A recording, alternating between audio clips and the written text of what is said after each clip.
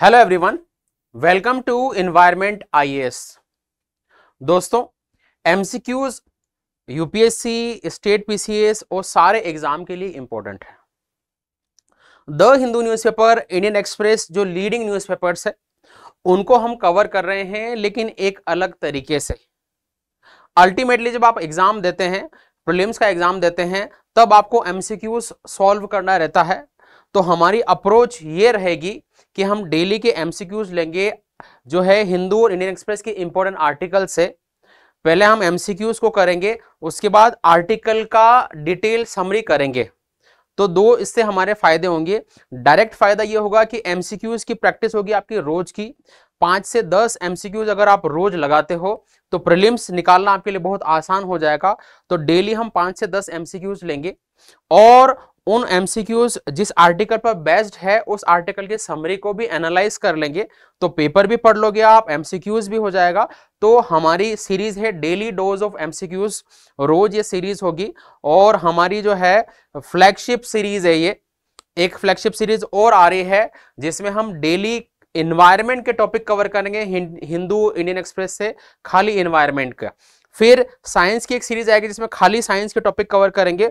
तो हमारी सीरीज रहेगी टारगेटेड वे में, क्योंकि एक्चुअल में एग्जाम में आपको एग्जाम पास करना है, तो उसी माइंडसेट से हम चलेंगे। तो daily dose of MCQs series में स्टार्ट कर रहे हैं हिंदू इंडियन एक्सप्रेस के क्वेश्चंस। तो स्टार्ट करते हैं। 20 मई के हिंदू के आर्टिकल्स हमने लिए हैं और उस पर क्वेश्चंस ले रहा हूं। आर्टिकल का रेफरेंस दे रखा है, shy primate shun forest and take over Valparai looking for food. तो बेसिकली लायन टेल्ड मकाकू के पे ये आर्टिकल था और उसी पे मैं क्वेश्चन ले रहा हूं और उसके बाद आर्टिकल की समरी। सो क्वेश्चन आपका ये है, consider the following statement about lion tailed macaque. It is primarily diurnal arboreal species. It is primarily found in tropical evergreen rainforest, but it can also be found in monsoon forest in hilly country. It is classified as a critically endangered by IUCN in its red data book. Which of the statement given above is correct? बहुत question की quality हम जो है UPSC level की maintain करेंगे, धीरे धीरे इसको और रिफाइन करेंगे। और जब हम एक सर्टेन लेवल पर पहुंच जाएंगे, so we will try to frame question UPSC like, UPSC जैसे पूछती है एग्जैक्टली वैसे क्वेश्चन हम फ्रेम करने की कोशिश करेंगे। तो इसको और रिफाइन करेंगे। ये पहला क्वेश्चन है आपके सामने, आपकी स्क्रीन के ऊपर, इसका आंसर देने की कोशिश करें। लायन टेल्ड मकाकू नाम सुना होगा, ठीक है। ये है लायन टेल्ड मकाको, पेड़ के ऊपर जो है आपको दिख रहा है, ठीक है। तो ट्राई टू गिव आंसर, थोड़ा सा टाइम ले लो। पहला स्टेटमेंट देखो, it is primarily diurnal arboreal species. Diurnal मतलब दिन और रात को, आर्बोरियल का मतलब ट्री के ऊपर। तो दिन और रात को ये पेड़ के ऊपर रहता है लायन टेल्ड मकाकू। तो ऐसा लग रहा है कि हाँ, थोड़ा थोड़ा ऐसा हो सकता है कि इस टाइप का कोई जो है बंदर हो जो दिन और रात को पेड़ के ऊपर रहता है। High, it is primarily found in tropical evergreen rain forest, but it can also be found in monsoon forest in hilly country. It is classified as critically endangered, ठीक है। तो मैं हेल्प करता हूं आपकी। क्रिटिकली एंडेंजर्ड स्पीसीज नहीं है ये इंडेंजर्ड कैटेगरी में शामिल है, not critically endangered by IUCN। तो statement third is incorrect. So ये दोनों इनकरेक्ट हो जाएंगे, सी और डी नहीं हो सकते मेरे। ये डाइअर्नल आर्बोरियल स्पीसीज है, यानी कि दिन और रात को ऊंचे पेड़ों के ऊपर रहता है, बिल्कुल ठीक बात है। ये रेन फॉरेस्ट में मिलता है, बेसिकली ये साउथ इंडिया में मिलता है। साउथ में कहां पर, जहां ज्यादा बारिश होती है, तो ज्यादा बारिश होती है केरला, कर्नाटक, तमिलनाडु, ये 3 राज्यों की सीमाओं पर जो रेन फॉरेस्ट है वहां मिलता है। लेकिन ये जो है मानसून फॉरेस्ट, जो पहाड़ी एरियाओं में मानसून फॉरेस्ट है, वहां पर भी मिल जाता है। तो आपको 3 चीजें पता चली इस क्वेश्चन से। तो इसी तरीके से हम आर्टिकल कवर करेंगे। लायन टेल्ड मकाकू, ये मकाकू या एक मंकी की एक स्पीसीज है। ये डाइअर्नल आर्बोरियल स्पीसीज है, जो है पहली बात आपको पता चली, दिन और रात को जो है हाइट में पेड़ों के ऊपर रहता है। दूसरा, ये ट्रॉपिकल एवरग्रीन फॉरेस्ट में मिलता है और मानसून फॉरेस्ट में भी मिल जाता है, लेकिन वो हिली एरिया में होने चाहिए फॉरेस्ट, उनमें मिल जाता है। और IUCN ने इसको इंडेंजर्ड कैटेगरी में क्लासिफाई किया है। तो तीनों बातें फटाफट से नोट्स में आप लिख सकते हो, साथ साथ में नोट्स बनाते जाओगे तो बढ़िया रहेगा। तो ये है लायन टेल्ड मकाकू, पेड़ों के ऊपर रहता है और रेन फॉरेस्ट में जो ऊंचे ऊंचे पेड़ है उनकी ऊंची शाखाओं पे हमेशा रहता है, आपको ऐसा दिखेगा लायन टेल्ड मकाकू। इंडिया में इसका जो हैबिटेट है जहां पर मिलता है, तो बेसिकली ये जो है it is native to western Ghat, पश्चिमी घाट में मिलेगा आपको। और पश्चिमी घाट में भी कहां पर, तमिलनाडु, केरला और कर्नाटका, यहां मिलता है। और lion tailed macaque is only found in India, Bharat में ही मिलेगा। तो ये बातें सारी ध्यान रखना और लिखते जाना। It is in the wild, these are only native to India, Bharat में ही मिलेगा, ठीक है। और ये वेस्टर्न घाट में कर्नाटका, केरला, तमिलनाडु में मिलेगा। प्राइमरीली डायर्नल आर्बोरियल है, यानी कि जो मैंने बता दिया आपको। It prefer upper canopy of primary tropical evergreen rain forest, यानी कि ये रेन फॉरेस्ट में पेड़ों की ऊंची हाइट पर रहता है। ये मानसून फॉरेस्ट में मिल सकता है, हिली कंट्री में, जो स्टेटमेंट था हमारा।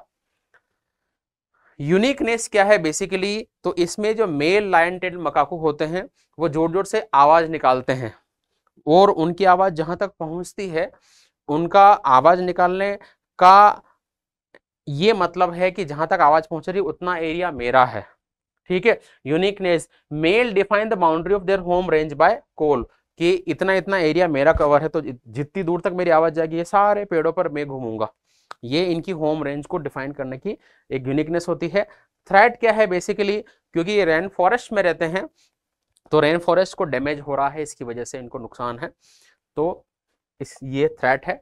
बाकी अगर इनकी कंजर्वेशन स्टेटस देखें तो IUCN की रेड डाटा बुक में इंडेंजर्ड कैटेगरी में है, क्रिटिकली इंडेंजर्ड नहीं है। साइट्स के अपेंडिक्स 1 में ये लिस्टेड है। और वाइल्ड लाइफ प्रोटेक्शन एक्ट जो 72 के शेड्यूल 1 में है। तो lion tailed macaque, quick summary, they are, अगर जंगलों की बात की जाए, in the wild they are native to India, यानी कि जंगलों में सिर्फ भारत में मिलेंगे, किसी दूसरे देश में, किसी चिड़ियाघर में मिल सकते हैं, बट जंगल में नहीं मिलेंगे, तो नेटिव टू इंडिया ओनली। दूसरा, कहां मिलते हैं, वेस्टर्न घाट में, तमिलनाडु, केरला, कर्नाटक। तीसरी बात, ये जो है ट्रॉपिकल एवरग्रीन फॉरेस्ट में मिलेंगे, कभी कभी मानसून फॉरेस्ट में मिल जाते हैं, पहाड़ी एरिया वाले मानसून फॉरेस्ट में। ये जो है पेड़ों के ऊपर हाइट पे अपर कैनोपी में आपको मिलेंगे। और खास बात यूनिकनेस क्या है कि मेल जो है जोर से आवाज निकालता है अपने होम रेंज को डिफाइन करने की, इतना इतना एरिया मेरा होगा। IUCN के रेड लिस्ट में ये इंडेंजर्ड है, साइट्स के जो है अपेंडिक्स 1 में है, और वाइल्ड लाइफ प्रोटेक्शन एक्ट के शेड्यूल 1 में ये मार्केट है। ये पूरे आर्टिकल की समरी है, आपको आर्टिकल पढ़ने की जरूरत ही नहीं है। तो आपने एक आर्टिकल कवर कर लिया और उस पर क्वेश्चंस जो है आपने कवर कर लिया है, तो एक आर्टिकल आपका खत्म हो गया।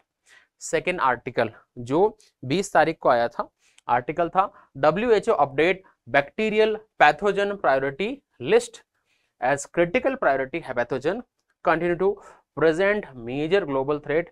पेज नंबर 4 पर आर्टिकल था ये, हिंदू में 20 तारीख को। Very very important article, definitely अगर मैं क्वेश्चन पेपर सेट करूं तो मैं इससे क्वेश्चन बनाऊं, इतना अच्छा आर्टिकल है ये, ठीक है। ऐसे आर्टिकल पढ़ने हैं। WHO जो है पैथोजन का मतलब सर्टेन बैक्टीरिया जो है जो बीमारियां फैलाते हैं, तो बहुत सारे बैक्टीरिया बीमारियां फैलाते हैं। WHO एक लिस्ट बनाता है, और WHO ने ये प्रोग्राम शुरू किया 2017 से, जिसमें ऐसे बैक्टीरिया की लिस्ट बनाता है WHO जो हाई प्रायोरिटी का मतलब जो दुनिया में बहुत ज्यादा बीमारियां फैलाते हैं, और ये बैक्टीरिया जो है रेजिस्टेंट है। रेजिस्टेंट का मतलब ये है कि आपको उस बैक्टीरिया से कोई बीमारी लगी और आपने वो कोई दवाई खाई, तो दवाई आपके ऊपर असर ही नहीं कर रही है, क्योंकि ये बैक्टीरिया ड्रग रेजिस्टेंट हो गए हैं। तो WHO ने ऐसे 15 बैक्टीरिया की अपडेटेड लिस्ट जारी की है, वो आपको ध्यान रखना है, ठीक है। तो ये आर्टिकल है, बहुत इसकी समरी को पढ़ेंगे, पर उससे पहले question, consider the following pathogen, 5 के नाम दे रखे हैं। How many of above are included in WHO's high priority pathogen list. तो WHO की हाई प्रायोरिटी पैथोजन लिस्ट में 15 बैक्टीरिया है, तो ये 5 में से कौन सा शामिल है, सैल्मोनेला, शिगेला, एंटेरोकॉकस फेसियम, स्टाइफाइलोकोकस ऑरियस, नेसेरिया गोनेरियारी। तो ये 5 बैक्टीरिया के नाम दे रखे हैं, वेरी इंपॉर्टेंट। 15 जो है उनको रटना है, ठीक है। तो बताओ, इस टाइप के क्वेश्चन जो यूपीएससी पिछले 2 सालों से पूछ रही है, जिसमें वो पूछती है आपसे कि ओनली 2 या ओनली 3 या ओनली 4 या ऑल 5 जो है उस लिस्ट में शामिल है, ठीक है। वेरी इंपॉर्टेंट, ध्यान रखना इस टाइप के क्वेश्चन को। चलो फटाफट से आंसर देने की कोशिश करो, अगर आर्टिकल पढ़ा है तो। करेक्ट आंसर है ऑल 5, सारे के सारे। तो अभी से याद करना शुरू कर दो। सैल्मोनेला WHO की हाई प्रायोरिटी लिस्ट में शामिल है। शिगेला, शिगेला से बीमारी होती है शिगेलिसिस। एंटेरोकॉकस फेकियम, स्टाइफाइलोकोकस ऑरियस, नेसेरिया गोनेरिया। तो ये गोनेर, इससे एक बीमारी होती है, सेक्सुअली ट्रांसमिटेड डिजीज होती है जिसको बोलते हैं गोनेरिया, जो वाइट डिस्चार्ज होता है फीमेल में। तो ये 5 जो है बैक्टीरिया है। तो यहाँ पर आर्टिकल की समरी को भी कवर कर लेते हैं। WHO जो है एक बैक्टीरिया की लिस्ट पब्लिश करता है, जिसको हम बोलते हैं बैक्टीरियल प्रायोरिटी पैथोजन लिस्ट। 2017 से ये प्रोग्राम शुरू हुआ, ठीक है। तो 7 साल हो गए हैं, ठीक है। Bacterial pathogen priority list. इस प्रायोरिटी लिस्ट में बैक्टीरिया को WHO ने 3 कैटेगरी में डिवाइड कर रखा है। एक तो बहुत क्रिटिकल, एक हाई प्रायोरिटी, एक मीडियम प्रायोरिटी। क्रिटिकल का मतलब जिनसे बहुत ज्यादा खतरा है, फिर हाई प्रायोरिटी जिनसे खतरा है, और मीडियम का मतलब जिनसे थोड़ा कम खतरा है। तो ग्रुप कर रखा है क्रिटिकल, हाई और मीडियम कैटेगरीज में। Critical priority pathogen present major global threat, ठीक है, due to their high burden, ability to resist treatment and spread resistance to other bacteria। अब एक क्वेश्चन यहीं से फ्रेम हो जाएगा, ठीक है।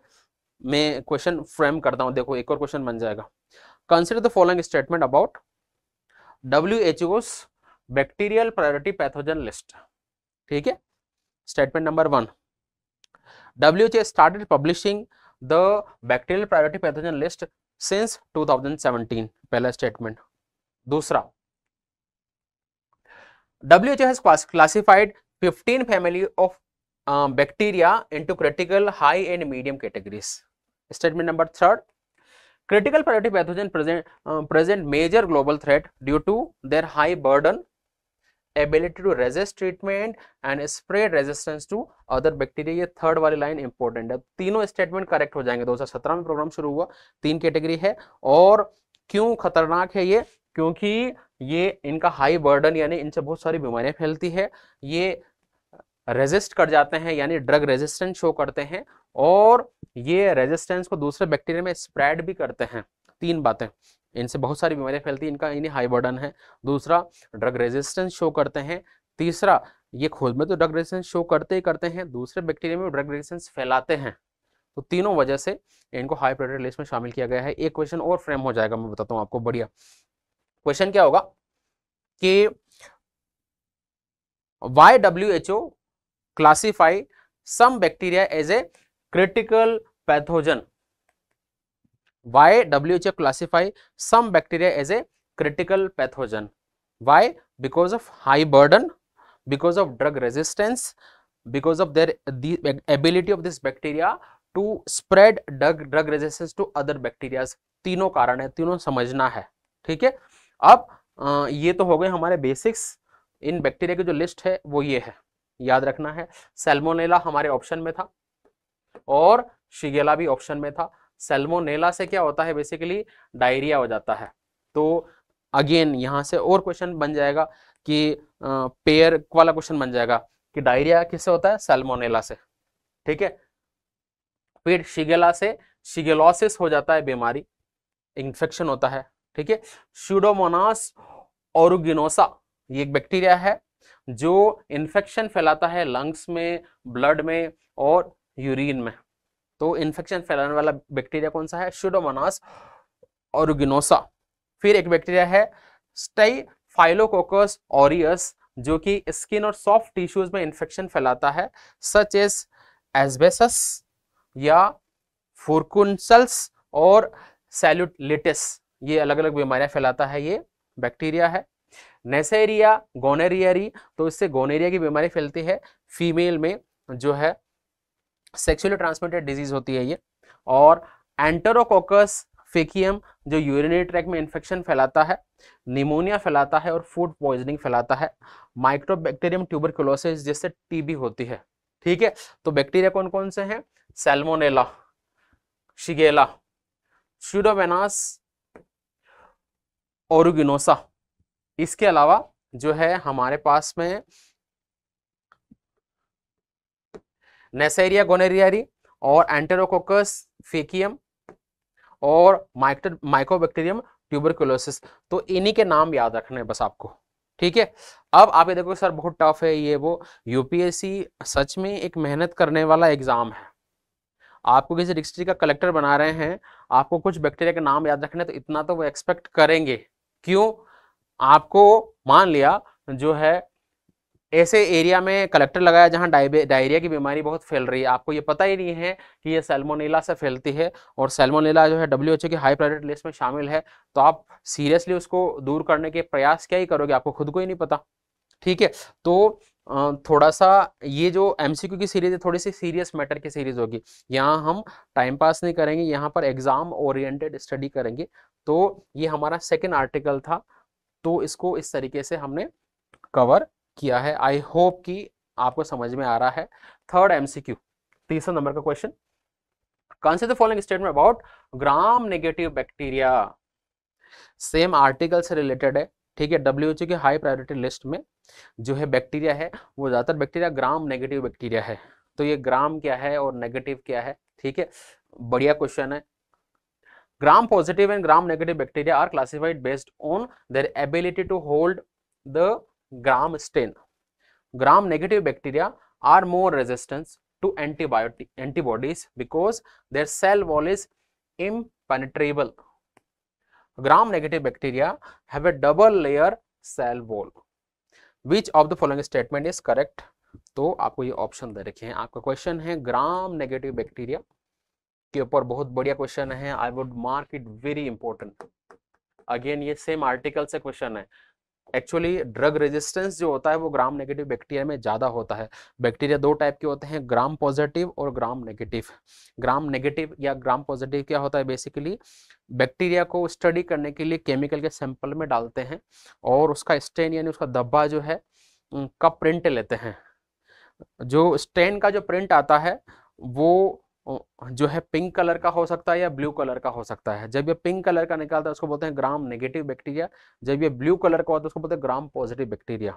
बैक्टीरिया का अंदर से स्ट्रक्चर होता है ना, उसके बेसिस पर gram positive gram negative classify करते हैं। ग्राम नेगेटिव बैक्टीरिया जो है their ability to hold gram stain के बेसिस पर क्लासिफाई करते हैं, ये मैंने बता दिया आपको। ग्राम नेगेटिव बैक्टीरिया जो होते हैं वो रेजिस्टेंस होते हैं एंटीबॉडीज के, क्योंकि उनकी वॉल पेनिट्रेबल होती है। तो लॉजिकली ये निकल रहा है। आपने जो है कोई दवाई ली, ठीक है, बैक्टीरिया ऐसा है जिसकी वॉल जो है, सेल वॉल जो है ऐसी स्ट्रॉन्ग है कि वो दवाई को अंदर पेनिट्रेट नहीं कर पा रही है, तो ड्रग रेजिस्टेंस हो जाएगा। तो लॉजिकली ये निकलता है सेकेंड पॉइंट। तो third, gram negative bacteria have a double layered cell wall, तो ये बात भी ठीक है, यानी तीनों स्टेटमेंट करेक्ट है। ठीक है, तो आपको कुछ बातें समझ में आई। बैक्टीरिया दो टाइप के होते हैं, ग्राम पॉजिटिव और ग्राम नेगेटिव। ग्राम पॉजिटिव और ग्राम नेगेटिव का मतलब क्या है कि अगर बैक्टीरिया को एक केमिकल में डाल के आप जो है उसका स्टेन या उसका धब्बा बनाओगे या प्रिंट टाइप का लोगे, तो आपको अगर पिंक कलर का ऐसा प्रिंट मिले तो ये ग्राम नेगेटिव है, ये है ग्राम नेगेटिव और ये है ग्राम पॉजिटिव बैक्टीरिया। ठीक है, तो एक बात तो आपको यह समझ में आई।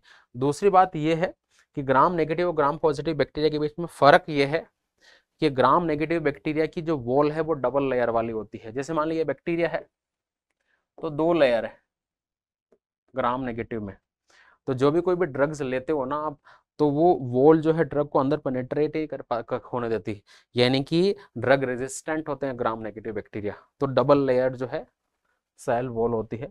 यहाँ पर देखो एक्सप्लेनेशन में देखते हैं आर्टिकल के।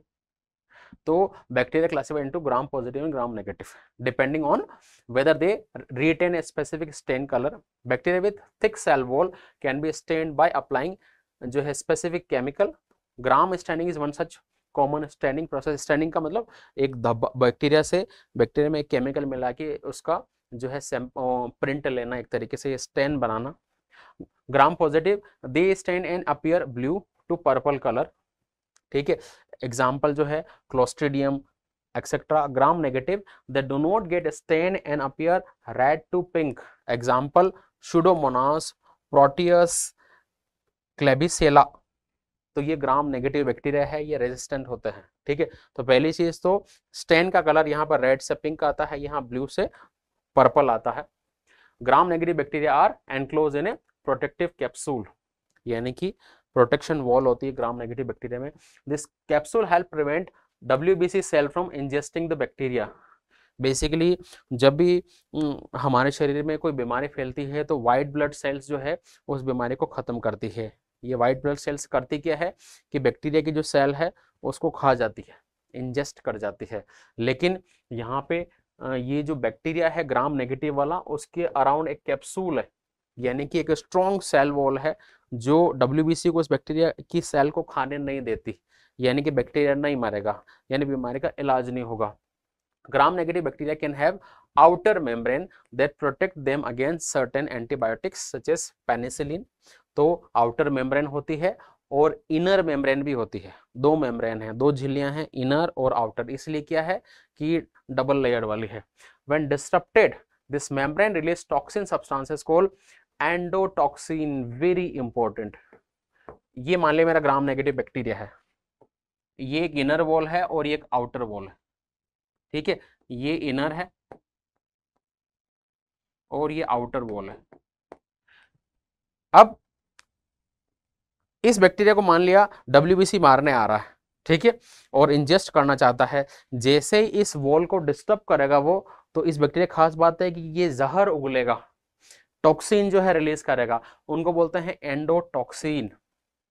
Endotoxin contribute to severity of symptoms during infection with gram negative bacteria. और जैसे ये टॉक्सिन रिलीज करेगा तो आपके पेट में दुखेगा, आपके बॉडी में दर्द होगा। क्यों? क्योंकि उसने टॉक्सिन जो है रिलीज किया है। जैसे ही उसको जो है दवाई जो है खत्म करने गई या WBC ने उसके ऊपर अटैक किया, ये एंडोटॉक्सिन रिलीज करता है, ठीक है। तो पूरे आर्टिकल की समरी कर रहा हूँ, ये थर्ड आर्टिकल है जिसको तीसरे क्वेश्चन से हम कर रहे हैं। आर्टिकल था WHO की पैथोजन प्रायोरिटी लिस्ट के ऊपर, हमने उस लिस्ट को देख लिया। WHO की हाई प्रायोरिटी पैथोजन में जनरली ग्राम नेगेटिव बैक्टीरिया आते हैं। ग्राम नेगेटिव बैक्टीरिया क्या है? बैक्टीरिया दो प्रकार के होते हैं, ग्राम पॉजिटिव और ग्राम नेगेटिव। इनको हम क्यों बोलते हैं? ग्राम स्टेन एक टेक्निक है बैक्टीरिया को आइडेंटिफाई करने की। तो बैक्टीरिया को एक सर्टेन केमिकल में जब मिलाते हैं और इसका स्टेन या धब्बा जब लेते हैं, जब ये पिंक कलर का आता है तो ये होता है ग्राम नेगेटिव बैक्टीरिया, जब ये ब्लू कलर का आता है तब ये होता है ग्राम पॉजिटिव बैक्टीरिया। ग्राम नेगेटिव बैक्टीरिया वो बैक्टीरिया है जिनमें इनर और आउटर मेम्ब्रेन दोनों होती है, यानी कैप्सूल में ये बैक्टीरिया लपेटा रहता है। जब भी कोई ड्रग्स हम लेते हैं या WBC इस बैक्टीरिया को खाने के लिए आती है, तो ये कैप्सूल में लपेटे होने की वजह से या डबल सेल वॉल की वजह से खत्म नहीं हो पाता है और ड्रग रेजिस्टेंस हो जाता है, पहली चीज। दूसरा, जब भी इनको डिस्टर्ब किया जाता है इन बैक्टीरिया को, जैसे मान लिया WBC को खाने आ रही है या इसको इंजेस्ट करने आ रही है, तो ये टॉक्सिन रिलीज करते हैं जैसे एंडोटॉक्सिन। उससे जिस पेशेंट में ये ग्राम नेगेटिव बैक्टीरिया जिसकी बॉडी में आ गए हैं तो बहुत दर्द होता है, पेट में दर्द या एक सर्टेन रिएक्शन होता है, तो ये है gram negative bacteria. Very important, UPSC ऐसे एरिया से क्वेश्चन बनाती है, तो बहुत अच्छा क्वेश्चन है ये, ध्यान रखना है इसको। चलिए, 3 आर्टिकल हमने कवर कर लिए, 3 क्वेश्चन कवर कर लिए। आगे बढ़ते हैं। Question reference article, what is nucleosynthesis, page number 7 पर आया था हिंदू में 20 तारीख को, न्यूक्लियोसिंथेसिस। तो इस पर एक क्वेश्चन ले रहे हैं, कंसिडर द फॉलोइंग एलिमेंट्स। बहुत बढ़िया क्वेश्चन है ये, ऑलमोस्ट UPSC लाइक क्वेश्चन है। UPSC ऐसे क्वेश्चन बनाते हैं जो बहुत बेसिक क्वेश्चन होते हैं और आपको कंफ्यूज करते हैं, तो एकदम इसी टाइप का क्वेश्चन है। Consider the following element, helium, iron, cobalt, hydrogen. How many of the above element can be synthesized inside a star? Only 1, only 2, only 3, all 4? बताओ, दिमाग लगाओ और बताओ। न्यूक्लियोसिंथेसिस का मतलब है, आप इसको मान सकते हो न्यूक्लियर फ्यूजन। न्यूक्लियर फ्यूजन या न्यूक्लियर सिंथेसिस एक ही बात है। हल्के नाभिक जब साथ में मिलके जुड़ जाते हैं और भारी नाभिक बनाते हैं, that is nuclear synthesis.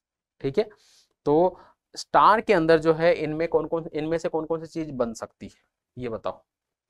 Star के अंदर इनमें से कौन कौन सी चीज बन सकती है, ये बताओ। ये आर्टिकल में था।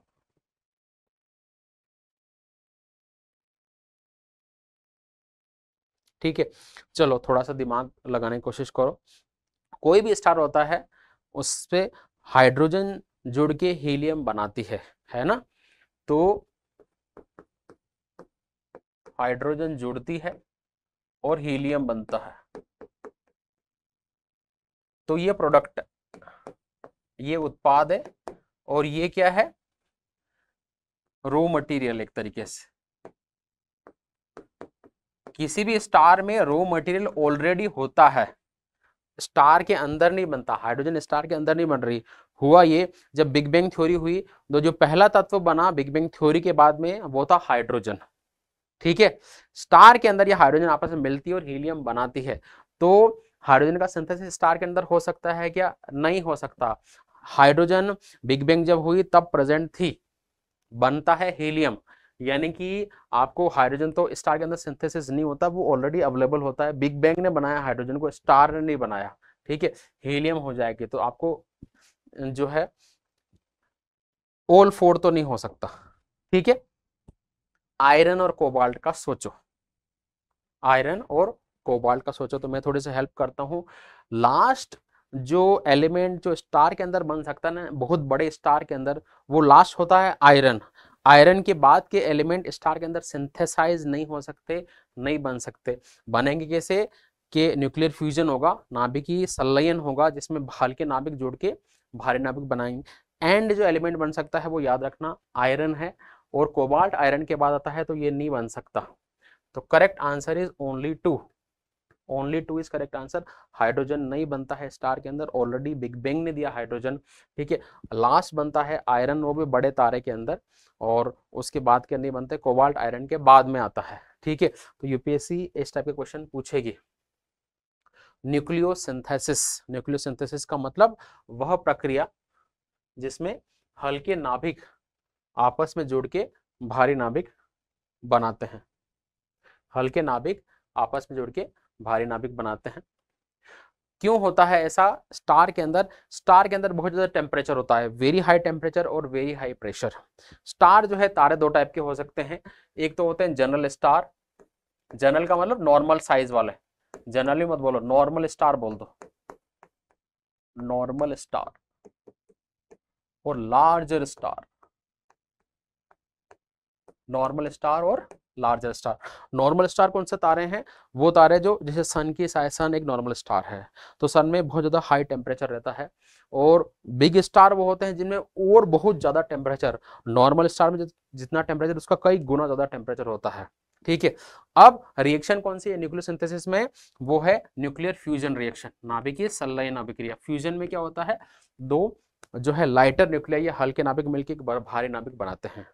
ये फ्यूजन रिएक्शन ज्यादा तब होगी जब टेम्परेचर बहुत ज्यादा होगा।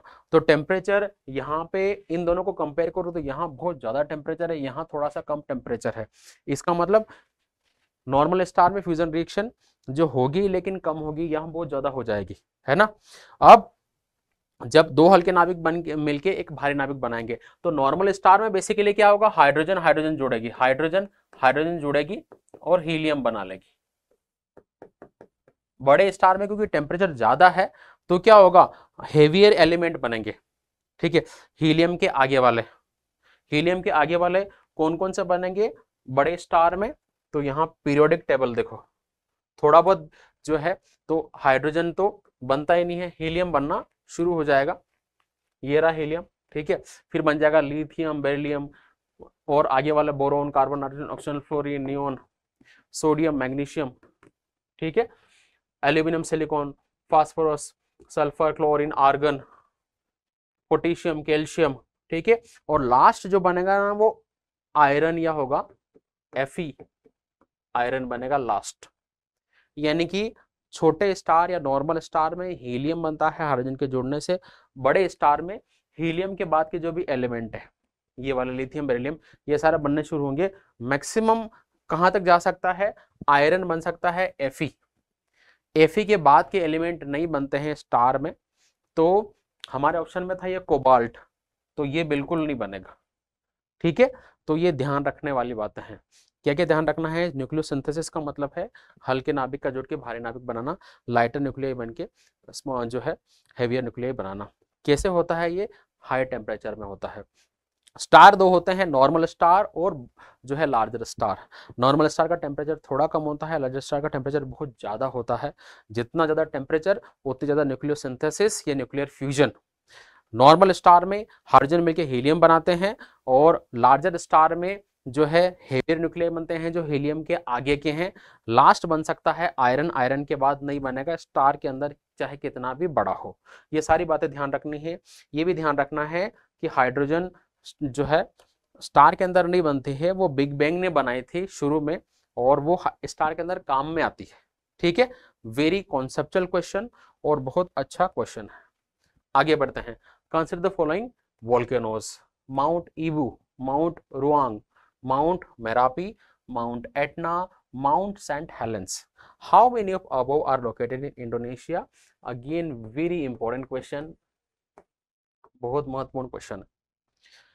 5 वोल्केनो का नाम दिए हैं, इनमें से कौन से इंडोनेशिया में लोकेटेड है? सारे के सारे पॉपुलर वोल्केनो है और रिसेंटली न्यूज में है। इस पर हमारा एक वीडियो भी आया है इंडोनेशिया के वोल्केनो के ऊपर, तो उस वीडियो को अगर आपने देखा है तो इस क्वेश्चन का आंसर आराम से दे सकते हो। ठीक है, थोड़ा सोचो।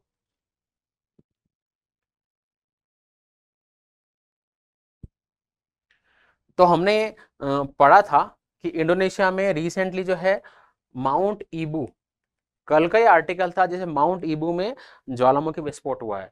माउंट ईबू से 3 दिन पहले माउंट रुआंग में वोल्केनिक इरप्शन हुआ है, दोनों इंडोनेशिया में है। और दिसंबर 2023 में माउंट मेरापी में वोल्केनिक इरप्शन हुआ था। ये तीनों ही इंडोनेशिया की ज्वालामुखी है, ये तीनों ही इंडोनेशिया की ज्वालामुखी है। माउंट एटना इंडोनेशिया में लोकेटेड नहीं है, ये इटली का एक फेमस ज्वालामुखी है। माउंट सेंट हेलेंस जो है इंडोनेशिया का ज्वालामुखी नहीं है, ये यूएसए का एक पॉपुलर ज्वालामुखी है, यूएसए का। तो ओनली थ्री तो याद रखना है, mount Ibu, mount Ruang, mount Merapi. ये रिपीटेड आर्टिकल्स आए इन न्यूज़पेपर के में। माउंट ईबू का आर्टिकल 20 तारीख को आया था। ठीक है, तो ध्यान रखना है, इंपॉर्टेंट क्या है, आपको एक्सप्लोर करना है इंडोनेशिया में कौन कौन से वोल्केनो है, क्योंकि इंडोनेशिया में अभी बहुत वोल्केनिक इरप्शंस हो रहे हैं। ये तीनों वोल्केनो में इरप्शन हो रहा है अभी, तो इंडोनेशिया की हालत बहुत खराब है। इंडोनेशिया में फ्लड आ रही है, वहां पर लैंडस्लाइड हो रहे हैं, वोल्केनिक इरप्शंस आ रहे हैं। तो ये है इंडोनेशिया, आप ये देखो, सुमात्रा, जावा, और इतने सारे जो है वोल्केनो है इंडोनेशिया में। दुनिया में अभी प्रेजेंटली जो है ऑलमोस्ट 450 के आसपास वोल्केनो है, उनमें से 120 एक्टिव वोल्केनो। दुनिया में अभी 450 के आसपास 420 के आसपास जो है एक्टिव, 450 नहीं 420 कर दो, 420 जो है एक्टिव वोल्केनो है। उनमें से 120 एक्टिव वोल्केनो इंडोनेशिया में है, जो ये सारे हैं, इनमें से 3 में इरप्शन हुआ है। ये रहा माउंट मेरापी, इसमें इरप्शन हुआ है। माउंट रुआंग में इरप्शन हुआ है, और माउंट ईबू में इरप्शन हुआ है। तो ये रहा ईबू, ईबू में हुआ है, मेरापी में हुआ है, और रुआंग में हुआ है। ठीक है, ये आर्टिकल हमने कवर किया था पूरा का पूरा। माउंट रुआंग में इरप्शन हुआ, माउंट मेरापी में इरप्शन हुआ। तो ये थी हमारे एमसीक्यूज, हमने 5 एमसीक्यूज लिए और 4-5 आर्टिकल भी कवर किए। ये आर्टिकल सारे इंपॉर्टेंट थे। आई होप कि हमारा जो इनोवेटिव तरीका है आपको पसंद आया होगा। प्लीज़ शेयर दिस वीडियो को शेयर करना बहुत ज़रूरी है, इसलिए क्योंकि इससे जो वीडियो बनाने में मेहनत लग रही है उससे एक सर्टेन मोटिवेशन मिलता है, और हमारा भी ऐसा रहता है कि यार अगर हम मोटिवेटेड रहेंगे तो हम और बढ़िया क्वेश्चन फ्रेम करेंगे और आपकी हेल्प करेंगे यूपीएससी को क्रैक करने में। Please share this video. Thank you very much.